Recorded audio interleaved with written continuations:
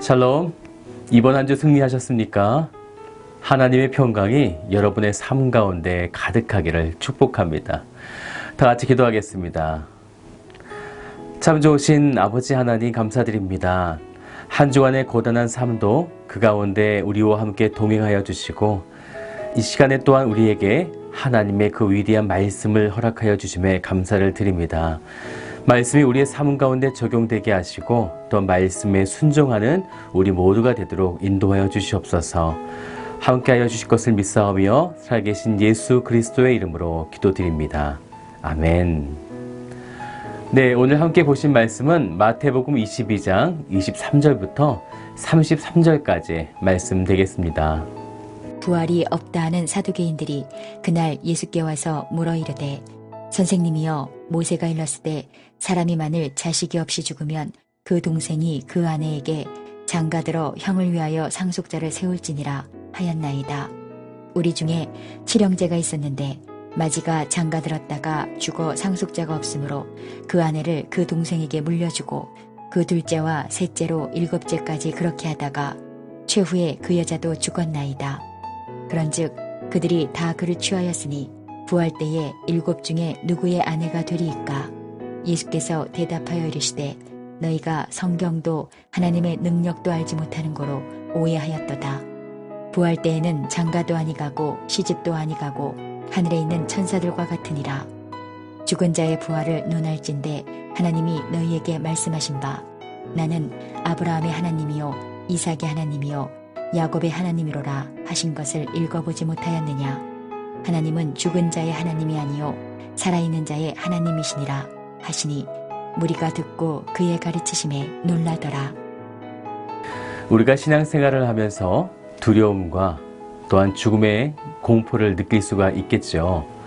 하지만 그것이 우리들에게 공포로만 다가오지 않는 이유는 분명하게도 우리에게는 부활 신앙이 있기 때문입니다. 이것이 너무나 명백한 사실이죠. 그런데 이 말을 조금 바꿔 말하면 우리에게 부활 신앙이 확실하지 않다면 늘 두려움과 염려 속에 살아갈 수 있다는 것입니다. 예수님은 지금 바리새인과 사두개인들에게 공격을 받고 계시죠. 지금 부활 신앙의 쟁점은 부활에 대한 어떤 진실을 알고자 함이 아니라 오늘 말씀 앞절인데요. 15절의 말씀을 보시겠어요? 이에 바리새인들이 가서 어떻게 하면 예수를 말의 올무에 걸리게 할까 상의하고 이들은 바로 이런 목적이 있었습니다. 더욱이 사두개인들은 부활신앙을 믿지 않았던 자들이죠. 이들은 오직 모세 오경만 믿었던 사람인데요. 사두개인들은 제사장 족속으로 귀족 계급에 속해요. 그런데 이들의 신앙은 부활신앙을 믿지 않았기 때문에 육신이 죽으면 영혼도 죽는다고 믿었던 자들입니다. 네, 그런데 지금 그들이 예수님께 부활에 대한 곤란한 질문을 하는 거죠. 그것은 신명기 25장 5절부터 10절까지의 말씀인데요. 오늘 말씀을 정확하게 이해하기 위해서 말씀을 잠깐 찾아보시겠습니까? 네, 다 찾으셨어요? 네. 형제들이 함께 사는데 그 중 하나가 죽고 아들이 없거든. 그 죽은 자의 아내는 나가서 타인에게 시집까지 말 것이요. 그의 남편의 형제가 그에게로 들어가서 그를 맞이하여 아내로 삼아 그의 남편의 형제된 의무를 그에게 다 행할 것이요. 네, 이 말씀은 바로 계대 결혼을 말씀하는 거죠. 사두개인들의 질문은 7명의 형제가 있었는데 그들이 순차적으로 다 죽었다는 거예요.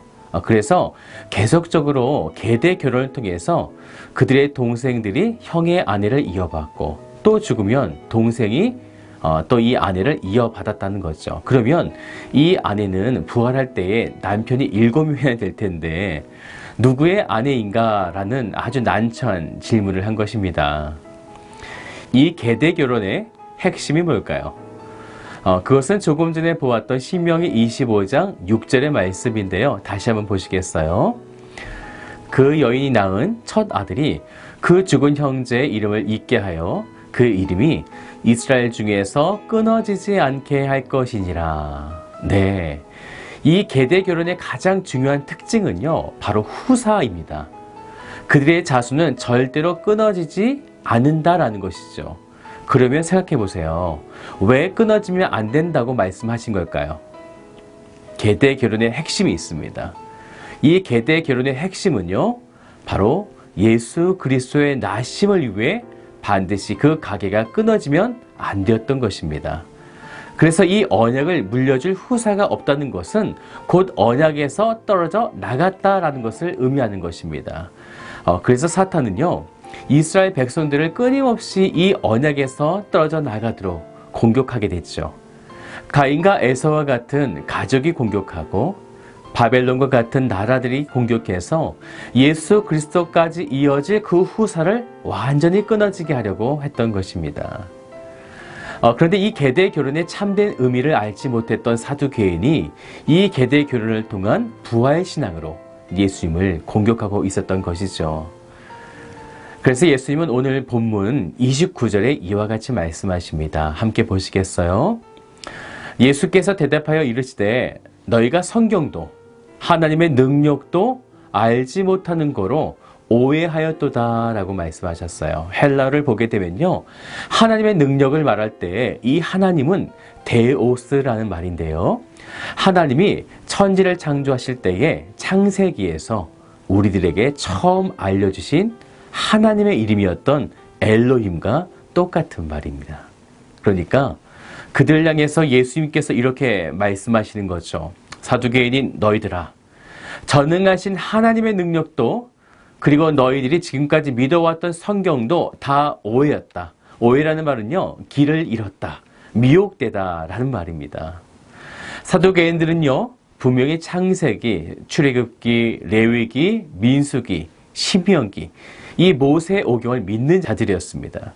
그런데 그 말씀에 보여지고 있는 부활에 관한 하나님의 예언을 바라보지 못하고 오해하고 미혹되고 길을 잘못 가고 있었다라는 것입니다.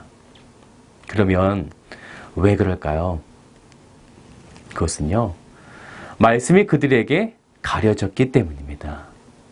성경이 성령을 통해서 구속사를 우리들에게 적용하고 있다는 이 사실을 아는데 실패했기 때문입니다. 분명히 말씀도 알고요, 하나님도 알고 예수님도 알지만 그분들이 내 안에서 어떤 역사를 펼쳐가고 있는지, 나의 인생을 어떻게 이끌어가고 계시는지 성령을 통한 인도함을 아무것도 받지 않았기 때문에 그들은 정작 살아계신 하나님, 참되신 나의 하나님을 몰랐다라는 것입니다.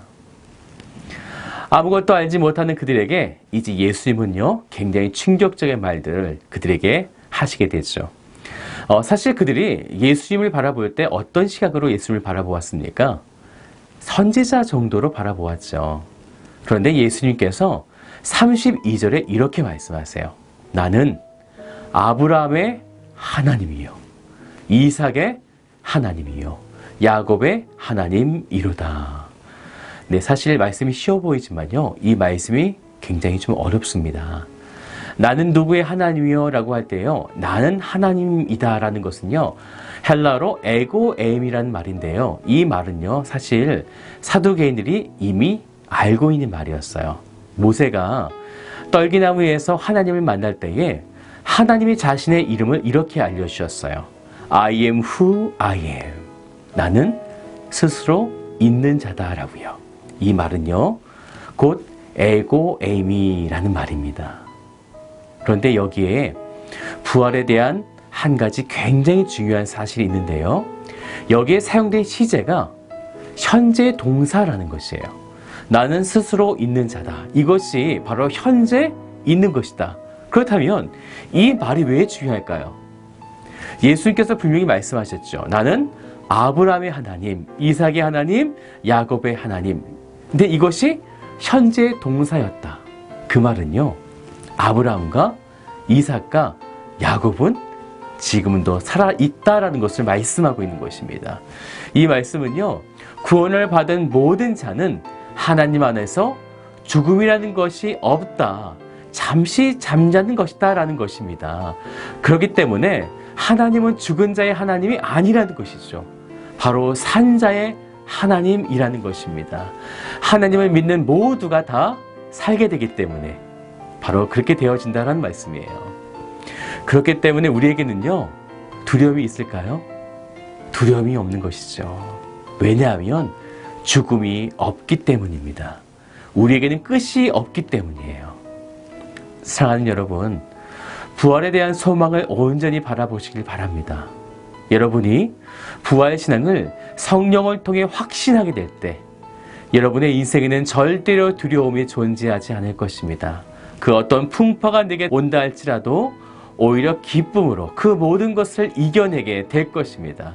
오늘 성령을 사모함으로 부활신앙의 확신을 갖게 되시기를 주님의 이름으로 축복합니다. 다 같이 기도하겠습니다. 참 좋으신 아버지 하나님 감사드립니다.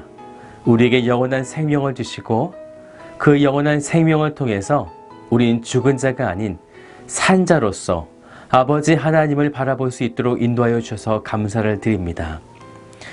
우리에게 죽음이 없다라는 것은 바로 우리들에게 두려움이 없다라는 것일 것입니다. 그렇기 때문에 우리는 주님을 바라보며 두려워하지 아니하고 염려하지 아니하며 부활 신앙을 믿으며 담대하게 주님을 바라볼 수 있도록 우리를 이끌어 주시옵소서.